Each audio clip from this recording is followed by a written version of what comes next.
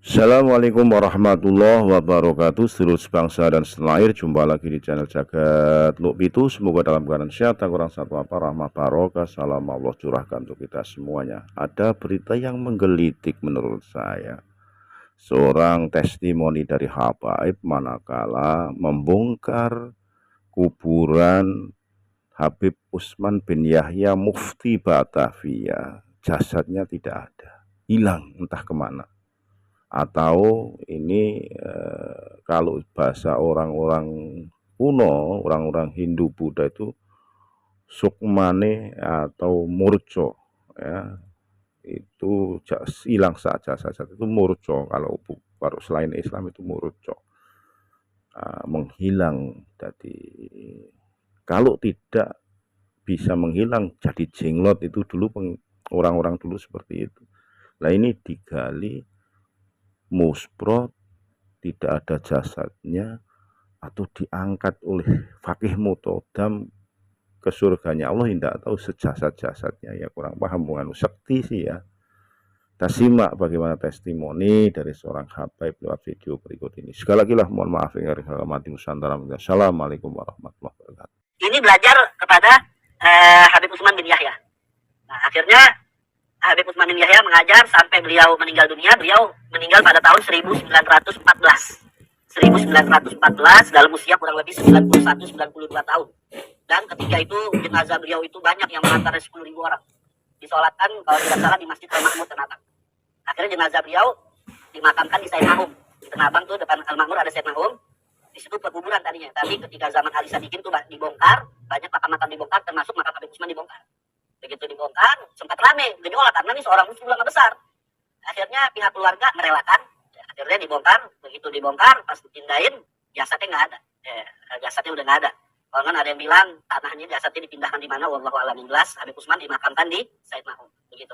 Jadi kita Habib Utsman ini beliau menggunakan pengaruhnya, beliau memang dekat sama pemerintah Belanda. Tapi kedekatan beliau jangan disalahgunakan sebagai menjilat. Jadi begini, ada namanya konsep mudarok. Mudarok ini kita untuk melindungi agama kita, itu mudarok. Ada namanya mudahana. Mudahana ini kita sifatnya menjilat untuk kepentingan pribadi. Habib Utsman ini menggunakan pengaruhnya, bahkan beliau memang dikasih bintang sama Belanda. Tapi dengan tujuan untuk menjaga agama. Karena kenapa Habib Utsman meminta contoh, ketika ada kodi-kodi yang nakal, hakim-hakim yang nakal, itu Habib Utsman minta sama pemerintah Belanda harus ganti ini. Atau ada dukun-dukun yang tadi menebarkan khurafat yang bisa membuat agama rusak. Karena perlu diingat zaman dulu, zaman Habib Utsman itu Belanda nggak melarang masalah untuk ibadah. Habib Utsman menggunakan pengaruhnya agar ditindak dukun-dukun ini. Nah, contoh lain kasus, saya dapat cerita ada dari namanya Said Ali bin Yahya. Masih ada orang penulis Habib Utsman juga. Ya, Habib Ali bin Yahya ini pernah bercerita kepada saya, beliau dapat cerita dari cucu Habib Utsman langsung. Kalau masalah Said Ja'far bin Muhammad bin Hagil, nah, cucu Habib Utsman ini dapat cerita langsung dari anak Habib Utsman, namanya Habib Hasan. Habib Hasan ini kakek dari Almarhum Fadlun, istri Habib Utsman. Fadlun binti Fadil bin Hasan. Nah, suatu saat Habib Utsman minta ditemenin dengan anaknya Habib Hasan untuk ke kantor Belanda yang di Bogor, di sana Bogor. Ketika itu Habib Utsman marah-marah di depan jenderal Belanda ketika itu. Sampai saking marahnya Habib Utsman itu beliau lepas rencana bintangnya. Beliau lepas rencana bintangnya, maaf, dia taruh di bokongnya. Itu tanda beliau marah. Lalu ketika itu jenderal Belanda mengatakan, ada apa wahai Habib? Habib Utsman mengatakan, tolong Anda bertindak hentikan orang-orang Cina itu di Kali Ciliwung, maaf, potong babi sembarangan. Sedangkan zaman dulu dimanfaatkan untuk cuci pakaian untuk ambil wudhu. Saya nggak mau kalau orang-orang motong babi sembarangan di kali itu bisa mencemarkan di situ orang cuci pakaian, di situ ngambil wudhu. Akhirnya ketika itu lihat Habib Utsman marah, cepat-cepat Belanda menindak. Nah itu kan artinya kan sifat mudana. Memang beliau dekat, kita nggak pungkiri, tapi beliau gunakan pengaruhnya itu untuk agama. Beliau tidak terlibat masalah politik, pokoknya beliau hanya menjalankan kontribusi beliau sebagai menjaga agama. Seperti itu. Jadi tadi Habib bilang di buku ini surat menyurat dan wajah Islamnya, di buku ini surat menyurat para ulama dengan seluk. Ini dikarang sama Ginanjar Sya'ban. Ini masih ada orangnya. Di sini beliau mengadakan penelitian langsung di Leiden. Di situ ada surat menyurat antara ulama kita, banyak tokoh-tokoh masyarakat kita dengan senuk Orgut. Kami bacakan saja singkat aja. Jadi biar kita tahu yang mengadakan pendekatan dengan senuk bukan Habib Utsman aja. Satu, bagaimana di sini di buku itu tadi ada surat menyurat Kiai Soleh Darat Semarang. Ini Kiai Soleh ulama besar nih, guru dari Hadratus Syekh Haji Mas Arif. Saya Soleh Darat, Semarang. Nah, beliau ulama besar dari Jawa dan juga guru dari Kiai Haji Hasyim Asy'ari dan Kiai Haji Ahmad Dahlan. Nah, Kiai Soleh Darat mengirimkan surat kepada Senuk, ya, ketika itu Senuk di Batavia, Kiai Soleh Darat di Semarang. Nah, dalam suratnya Kiai Soleh Darat menyebut Senuk sebagai begini, kata Kiai Soleh Darat, ya, akhi fit dunia wal akhirah, wahai Senuk itu saudaraku di dunia dan akhirat. Ya. Yang dimana dalam suratnya itu Kiai Soleh Darat mengadukan pada Senuk terkait di daerahnya ada tokoh agama yang berbuat korupsi, yang dimana dengan bantuan Senuk berharap agar Senuk ini mencopot ini tokoh agama dari jabatan pun. Nah, dilaporkan sama Kiai Soleh Darat kepada Senuk agar Senuk merekomendasikan kepada pemerintah Belanda ganti. Artinya apa? Kiai Soleh Darat mengadakan hubungan dekat kepada Senuk. Apakah Kiai Soleh Darat menjilat? Kagak. Buat kepentingan umat. Karena mau nggak mau dulu megang kekuasaan pemerintah Hindia Belanda. Itu satu. Yang kedua, di sini yang Anda mau bahas juga yaitu ada surat dari Syekh Muhammad Arsyad bin Thayyib Al-Banjari dan beberapa ulama Banjar lainnya. Surat tersebut yang diajukan kepada Senuk pada tahun 1896 Masehi. Surat tersebut berisi begini. Para ulama Banjar mengadukan kepada Senuk ada masjid baru didirikan. Jadi kan kalau ada masjid yang dekat kan sholat Jumat jadi taat binaan. Pada tahun 1929 terjadi diskusi antara Agus Salim dengan Senuk mengenai Palestina. Memang Senuk ini seorang yang terbuka ide-idenya, artinya terjadilah dialog ilmiah antara dia. Memang banyak tokoh-tokoh yang berhubungan surat dengan banyak. Menurut bacaan Habib nih. Menurut bacaan Habib, kenapa sih hanya Habib Usman aja yang dituduh dengan memiliki kedekatan khusus dengan Senuk? Nah, itu yang saya nggak tahu. Ya, makanya kalau kita ini mesti fair kalau meneliti. Jangan ada penelitian ini didasari dengan kebencian. Ya, jangan ada kebencian. Yang tadi kita paparkan banyak ulama-ulama selain Habib Usman mengadakan surat menyurat kepada Senuk. Ya, tapi kita khusus ulama-ulama kita ini sifatnya yaitu mudarah menjaga agama. Karena mau nggak mau, diakui nggak diakuin, yang punya wewenang membimbing hukum ini pemerintah Hindia Belanda. Dan pemerintah Hindia Belanda sangat mendengarkan usulan dari Senuk Orgonya. Anda kasih contoh lagi, Bang Muhsin. Ya, jadi banyak orang yang menuduh bahwa Habib Usman orang yang memadamkan jihad, ya, atau menggembosi perlawanan rakyat Cilegon terhadap Belanda. Bahkan beliau dituduh juga sebagai loyalis antek Belanda karena memfatwakan geger Cilegon itu bukan jihad. Memang betul kita akuin. Dalam kitab Habib Usman ini, Habib Usman mengkritik masalah orang-orang Cilegon mengangkat senjata. Tapi bacanya ini potong-potong, nggak ada tuntas. Anda bacakan sedikit ya. Di sini dalam kitab beliau ini Manhajul Istiqomah, beliau katakan ya, bahwasanya ya, kita mesti bedakan mana jihad ya, yang sesuai dengan syar'i, mana yang bukan jihad tapi ada kepentingan mengorbankan orang banyak. Adapun masalah jihad, kata Habib Usman, adapun itu masalah jihad, ada rukun-rukun dan syarat-syaratnya dalam ibadah. Jihad itu ada rukun-rukun dan syaratnya, yaitu yang dinamakan min babil khitab al-wad'i, yaitu daripada hukum syara yang dengan sebab atau syarat itu ada sebab dan syaratnya. Adapun suatu pekerjaan syara atau syariat yang kurang syaratnya atau kurang rukunnya, maka itu dinamakan batil lagi fasid. Kalau kurang rukun, kalau kurang syaratnya, nah, ya, dan tiada wajib untuk dikerjakan. Nah, adapun rukun-rukun dan syarat jihad, maka ini Habib Usman melihat ini nggak cukup rukun-rukun dan syarat-syaratnya mengatasnamakan jihad. Ya. Nabi SAW, Habib Usman mengatakan, Nabi berdakwah di Mekah waktu awal Islam, itu berdakwah selama 13 tahun. Allah belum memerintahkan jihad.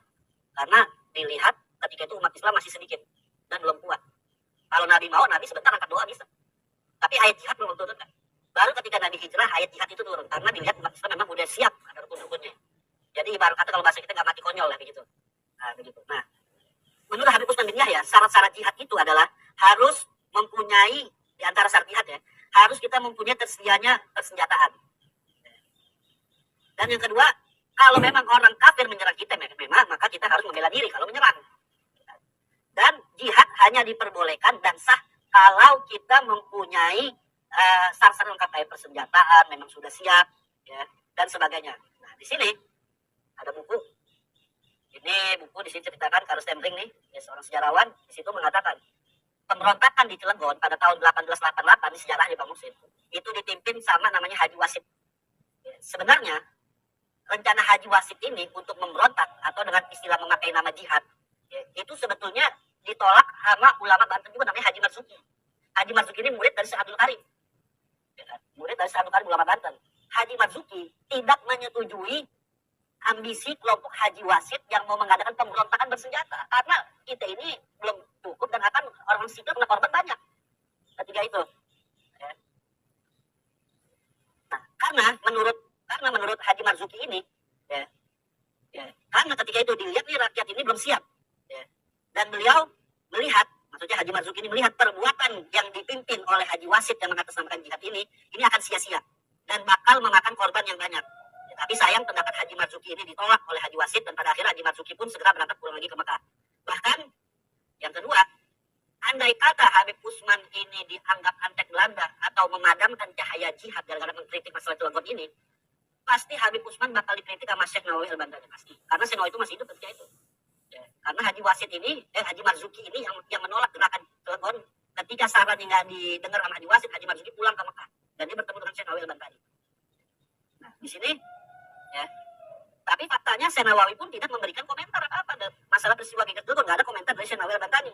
Bahkan Syekh Nawawi Banten mengatakan, ya, kata Syekh Nawawi Banten, ya, mengatakan syarat utama dalam jihad itu, ya, harus ada kesiapan mobilisasi perang dalam fikih itu, seperti tersedianya persenjataan, perlengkapan perang. Karena kenapa tujuan utama jihad kata Syekh Nawawi ini, liiqamatiddin, yaitu untuk kita bisa mendirikan terlaksanakan ajaran agama. Artinya selama agama masih jalankan dan kita memang masih kurang lemah, ya udah yang penting kita jalankan agama. Kecuali kalau Anda ditindas, nggak boleh sholat, baru dalam apapun kita angkat senjata.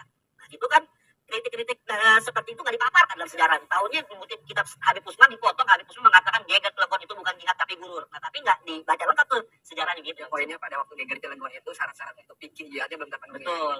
Dua pertanyaan terakhir Habib.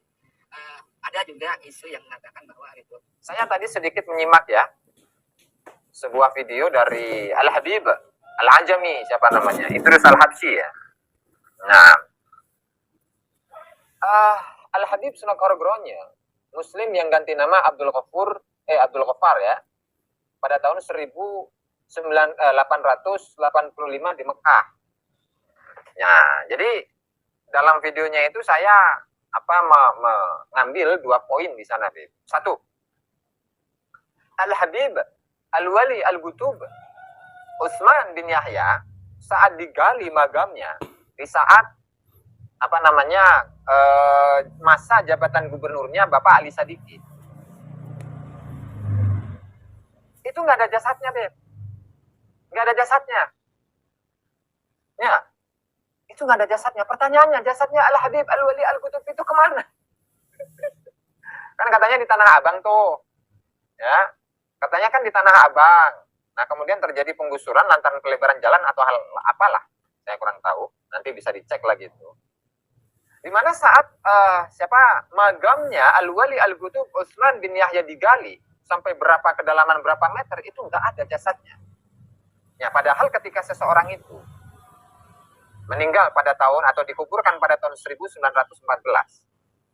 Kemudian di tahun berapa itu? Sekitar 70 ya, tahun 1970 setidaknya itu kalau jasadnya nggak utuh, setidaknya ya tulang belulangnya itu masih ada, Beb. Nah, kemudian pertanyaannya, itu jasadnya Al-Wali Al-Gutub ini kemana? Subhanallah yakni, Deprogi. Pertanyaannya kemana jasadnya? Yang mungkin itu sudah diterima oleh Faqihil Muqaddam di Sidratul Muntaha. Sehingga jasadnya itu tidak ditemukan. Itu, subhanallah. Nah,